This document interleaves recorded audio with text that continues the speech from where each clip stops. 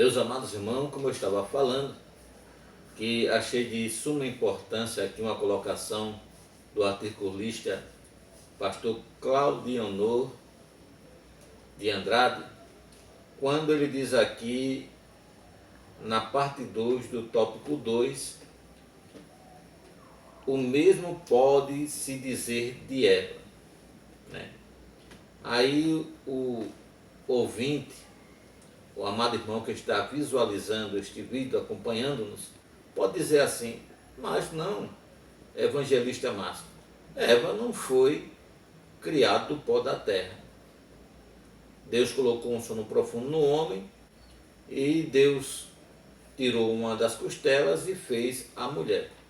Mas eu convido você a abrir sua Bíblia em Gênesis capítulo de número 1, verso 27, que diz assim: e criou Deus o homem à sua imagem, a imagem de Deus o criou, macho e fêmea os criou. Essa última frase, macho e fêmea os criou, dá logo para entender que quando Deus fez o homem, a mulher também foi criada no mesmo instante, só que esta mulher, fêmea, como diz ali, macho e fêmea o criou, estava dentro de Adão. Pelo um tempo, ali oculto dentro de Adão, esperando o momento certo que Deus viesse revelar a sua existência, ou não por dizer a sua materialidade e sua visibilidade e tangibilidade, né?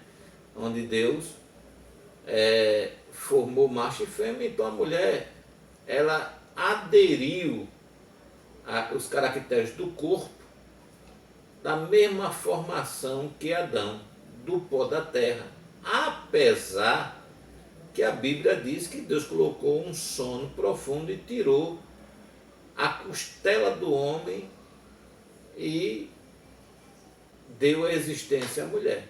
Mas veja bem as expressões, para depois os irmãos não acharem que eu esteja criando uma doutrina errônea ou ensinando algo que não provém das Escrituras.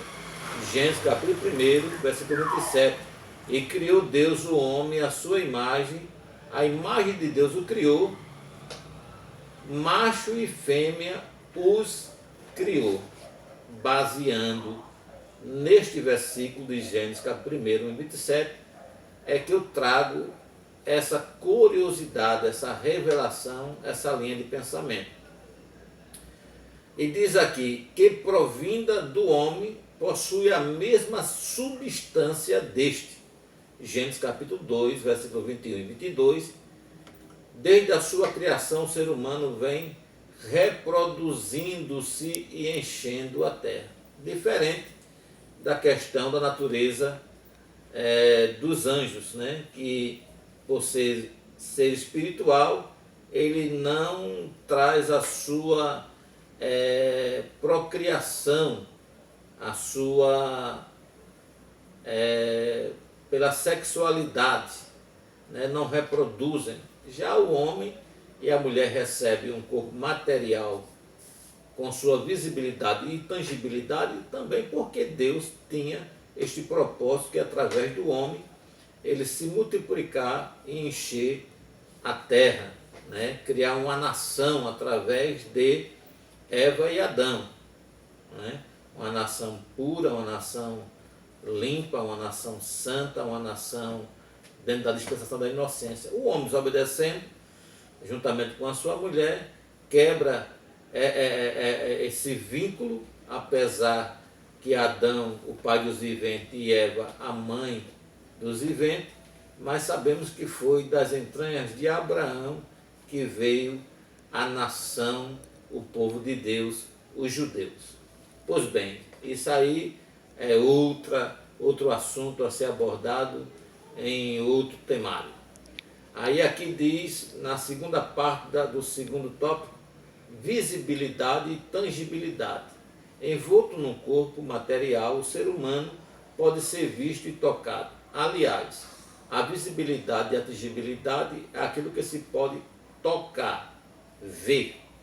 Foram as provas que o Senhor Jesus apresentou a Tomé como evidência de sua ressurreição física.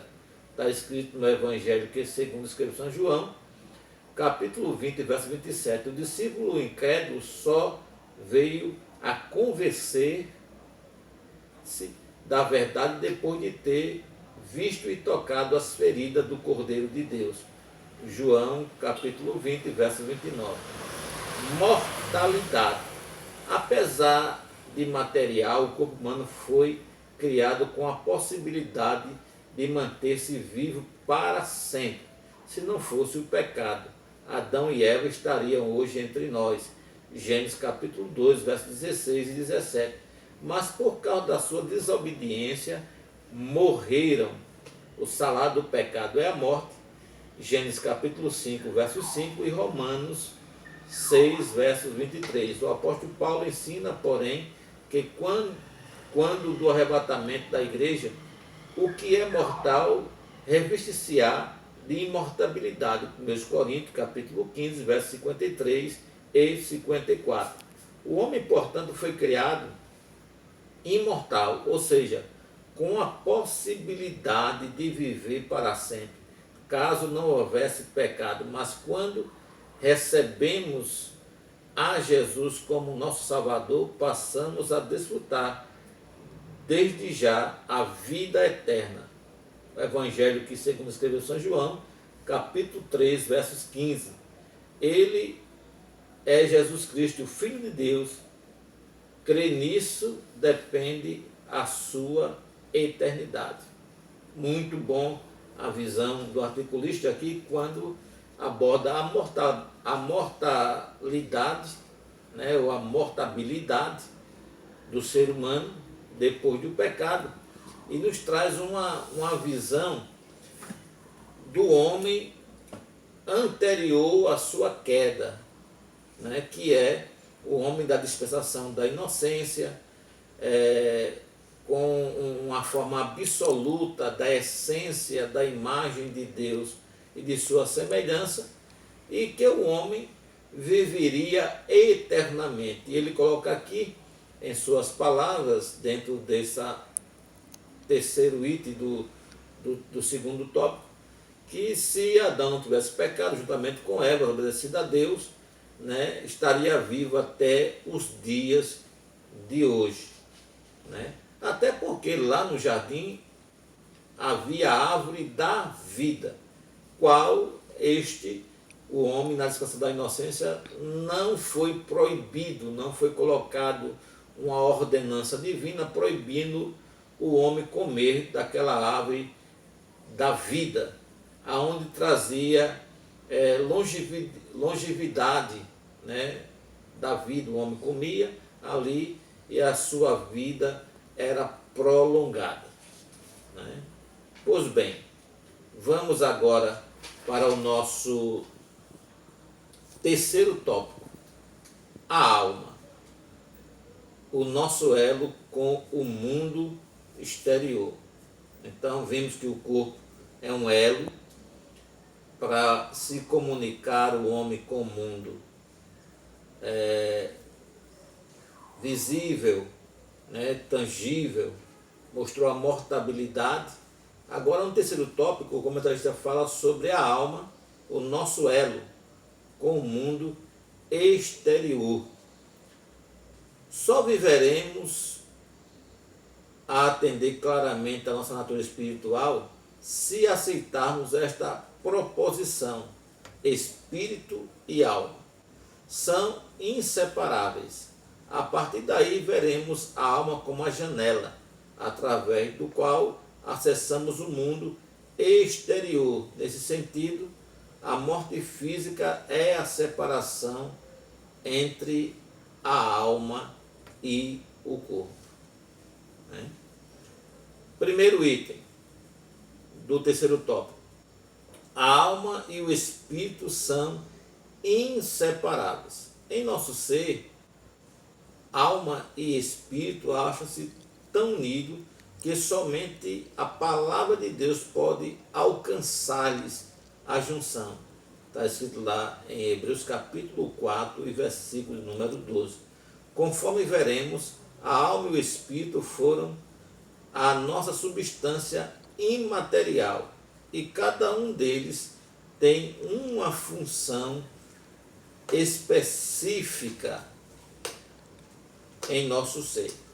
Eu tenho aqui alguns pontos de referência que eu quero trazer sobre a questão a alma. A alma. É preciso saber que o corpo sem a alma é inerte. A alma precisa do corpo para expressar sua vida funcional e racional. A alma é identificada no hebraico do Velho Testamento como nebesh e no grego do Novo Testamento por psique. Esses termos indicam a vida física e racional do homem. Os vários sentidos da palavra alma na Bíblia, como sangue, coração, vida animal, pessoa física, deve ser interpretado segundo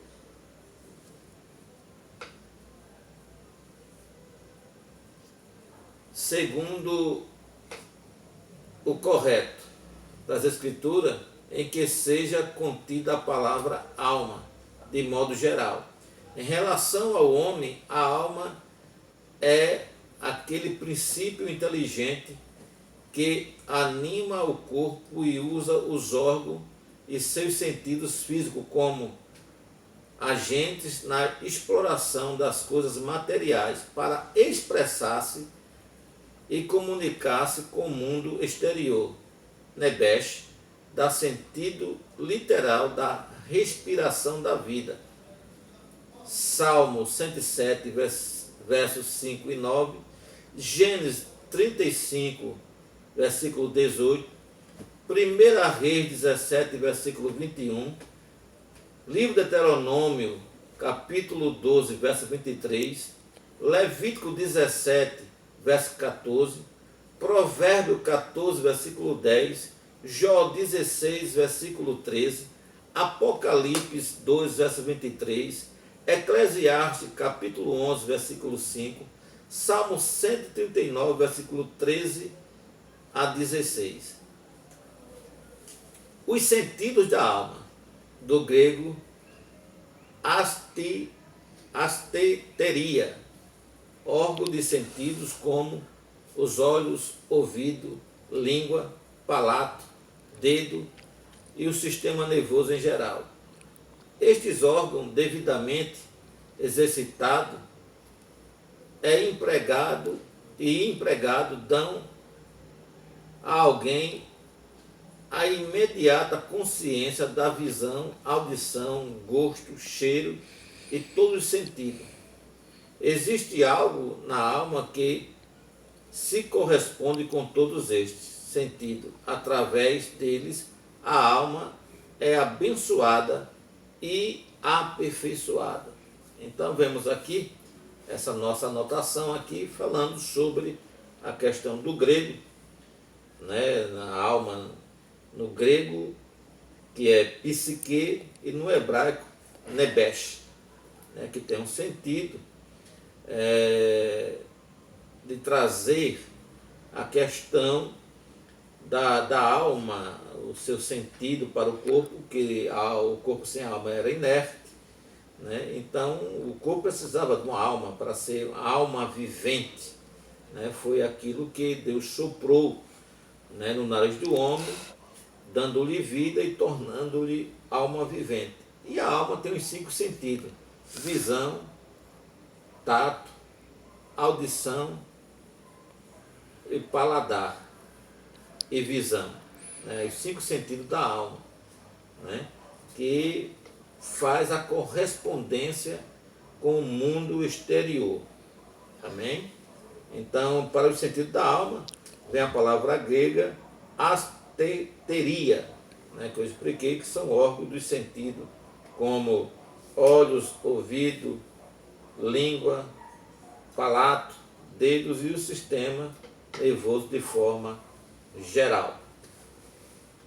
Voltando para a lição, vamos falar agora sobre a alma, a janela para o mundo exterior.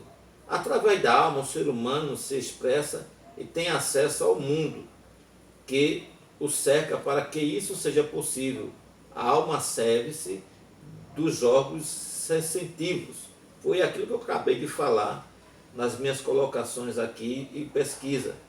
Está lá escrito em Lucas capítulo 11, versículo 34. E por intermédio deste, o homem carnal deixa-se atrair pelas concupiscências da carne e dos olhos. Carta do apóstolo Tiago, capítulo 1, versículo 13 a 14, primeira carta de João, capítulo 2, verso 16. Por isso, o Senhor decreta: a alma que pecar, essa morrerá. Que está escrito no livro do profeta Ezequiel, capítulo 18, versos 4.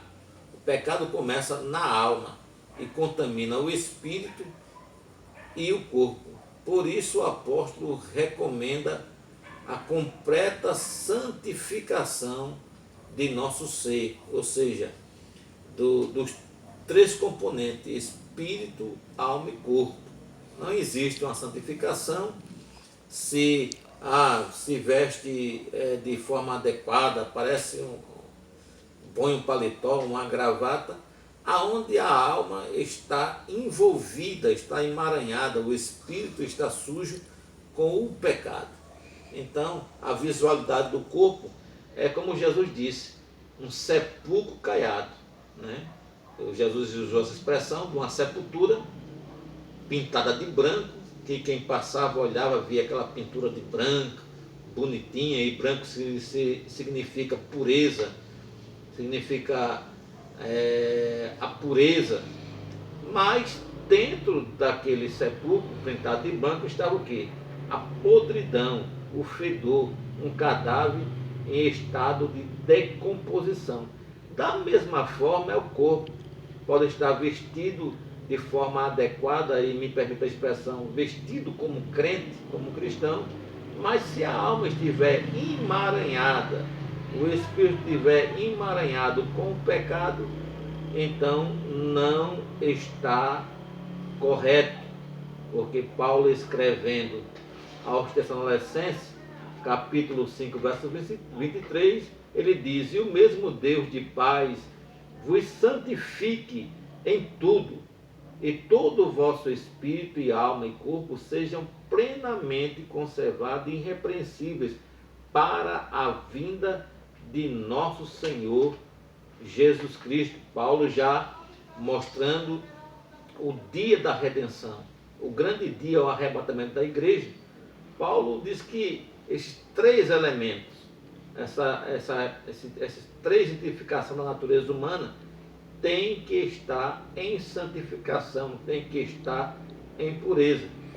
E isso me lembra a expressão do sábio Salomão, que diz que não falte o óleo sobre a tua cabeça, e em todo o tempo esteja branca as vossas vestes, né? As vestes da alma, a veste do espírito, né?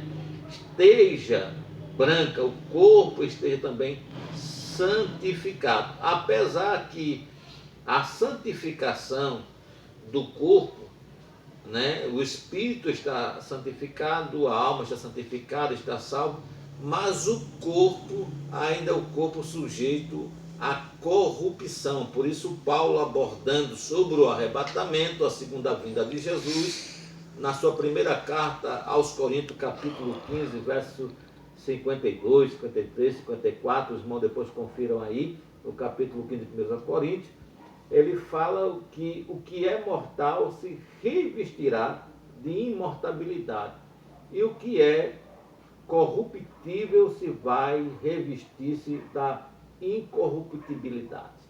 Mas Paulo já apresenta uma advertência ao cuidado, tanto com o espírito, a alma e o corpo, para estar consagrado, santificado, agradável a Deus, esperando a vinda do nosso Senhor e Salvador Jesus Cristo para nos arrebatar. Aí diz aqui, por isso o Senhor decreta, a alma que pecar, essa morrerá. Ezequiel 18:4, o pecado começa na alma e contamina o espírito e o corpo. Por isso o apóstolo recomenda a completa santificação do ser.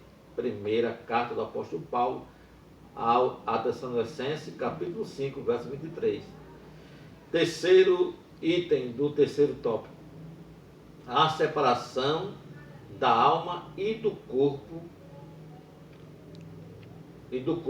gera a morte. A morte ocorre quando a alma separa-se do corpo. É o que nos mostra a narrativa da morte de Raquel, a esposa amada de Jacó. Gênesis capítulo 35, versos 18. Saindo-lhe a alma, ela morreu. Quando isso ocorre, a alma do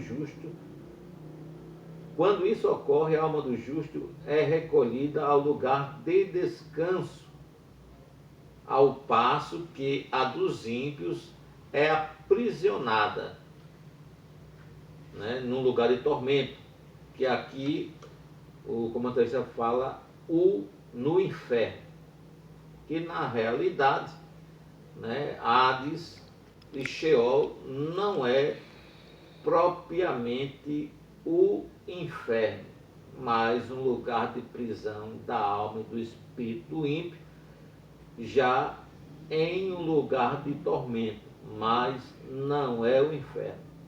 No original, no grego,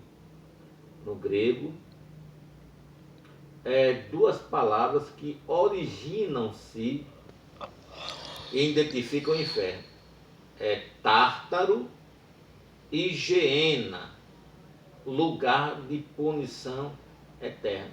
Hades e Sheol é um lugar de uma prisão temporária até o dia em que todos comparecerão diante do Rei dos Reis, do Juiz, no grande trono branco, onde vai ser aberto os livros da lei, o livro das lágrimas, os livros das obras, o livro da vida, que é um dos mais importantes livros, porque o nome que não foi encontrado no livro da vida, esse será lançado no lago que arde com fogo e enxofre, que vem do original Geena e Tártaro, e não Hades e Sheol.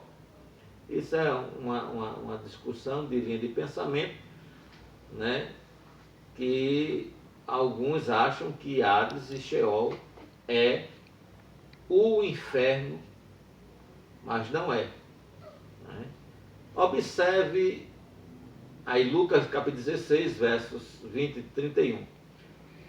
Observe, pois, que a alma, juntamente com o espírito, permanece consciente até a ressurreição do corpo.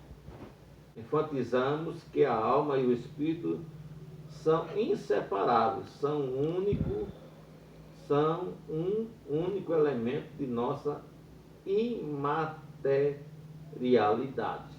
Ou seja, mesmo após a morte, tanto os cristãos como os salvos e os perdidos cristãos e os não cristãos não perderão a sua consciência, não ficará sem consciência. A consciência tornar-se-á ali, permanecerá viva para o dia do julgamento, para o grande dia.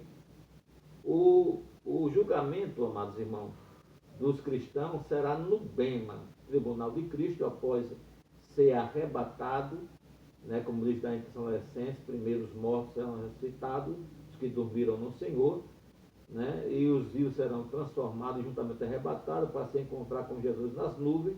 Está escrito lá em 1 Tessalonicenses 4,17, e dali a gente não vai de imediato para os céus dos céus, né? A gente vai para um lugar chamado do grego Bema, uma plataforma onde será julgado as nossas obras. Segundo os escritos de Paulo, na sua primeira carta aos Coríntios, capítulo de número 3, versos 10, ele fala sobre isso. 2 tipos de cristão no Brema, nessa plataforma onde será jogada as suas obras, que uns terão as suas obras como pedra preciosa, como ouro e como a prata, que o fogo não consumirá, este receberá galardão. Mas os que tiverem a sua obra como feno, como palha e madeira, que são elementos consumíveis ou consumidos pelo fogo, e o fogo ali é o juízo de Deus, não receberá galardão, terá perda do galardão. Mas diz, você pode acompanhar aí, 1 Coríntios capítulo 3, versos 10 por diante, todavia pelo fogo será salvo. Salvação é pela fé, mediante o dom de Deus, a graça de Deus, é algo dado como um presente ao ser humano de forma imerecível. Agora, as obras, o galardão é segundo as nossas obras, como está escrito lá no livro de Apocalipse, que Jesus disse: eis que cedo venho, guarda o que tem para quem toma tua coroa. Neste versículo, perdoe, diz assim: eis que cedo venho, o meu galardão está comigo para dar segundo as vossas obras. Então, galardão é para premiação das obras, e salvação é uma questão da fé e mediante a graça, o dom de Deus, como escreve Paulo aos Efésios capítulo 2, que não provém dos homens, de nenhum homem, para que o homem não se glorie-se de ser salvo, dizendo que há condição própria e que ele tem méritos próprios para ser salvo. Salvação é um presente imerecido de Deus para o ser humano. Este é outro assunto sobre soterologia. Vamos ao nosso quarto tópico. O Espírito é o nosso contato com Deus. O espírito humano, por ser o elo entre o corpo e Deus e a sede de nossa comunhão com o Pai Celeste, na Bíblia, espírito e alma são tomados às vezes como sinônimos. Primeiro item do quarto tópico: o que é o espírito? Em termos simples, o espírito compõe, juntamente com a alma, a parte material do ser humano,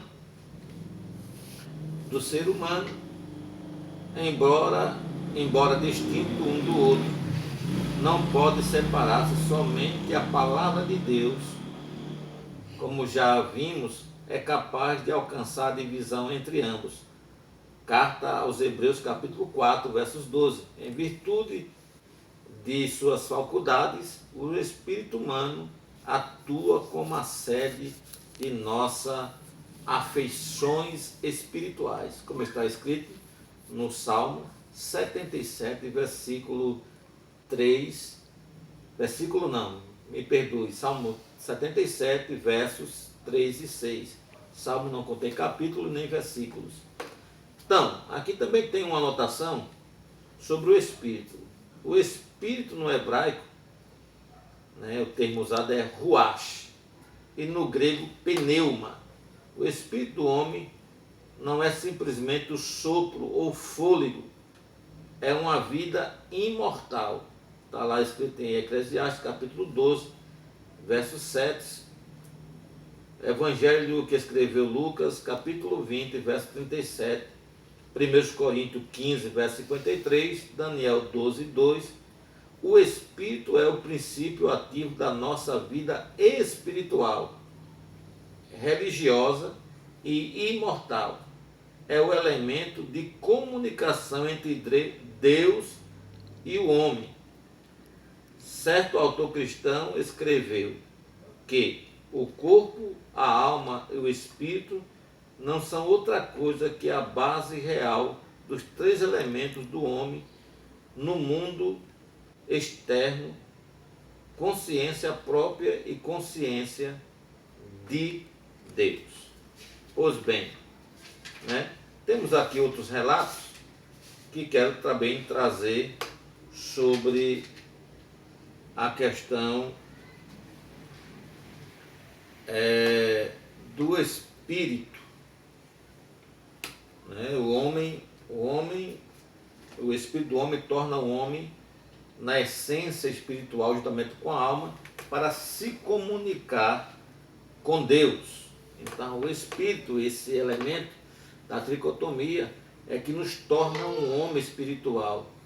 Não é um homem material vivendo no mundo espiritual, mas é um homem material com uma vida espiritual de comunicação, de comunhão com o nosso eterno e grandioso Deus que nos formou.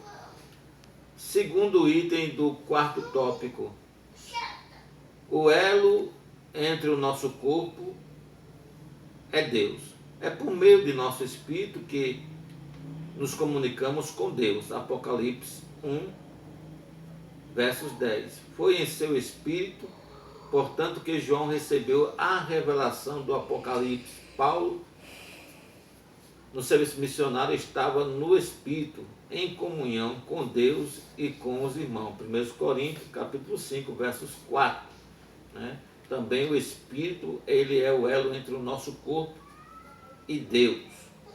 Terceiro item, a sede de nossa comunhão com Deus. Através do nosso espírito temos a experiência e encontramos com Deus.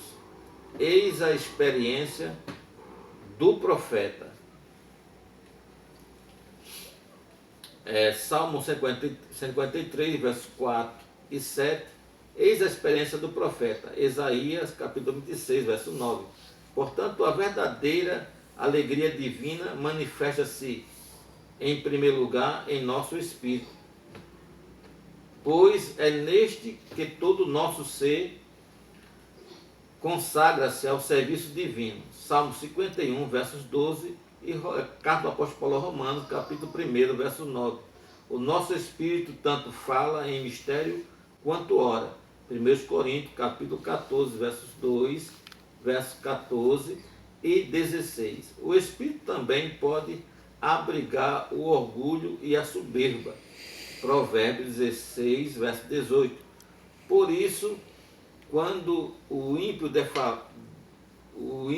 falece, o seu espírito e também a alma, porquanto ambos são inseparáveis e aprisionados até o julgamento final. 1 Pedro, capítulo 3, versos 19. Nossa conclusão: o homem é um ser tanto físico quanto espiritual. Por essa razão, Deus requer nossa completa e uniforme santificação.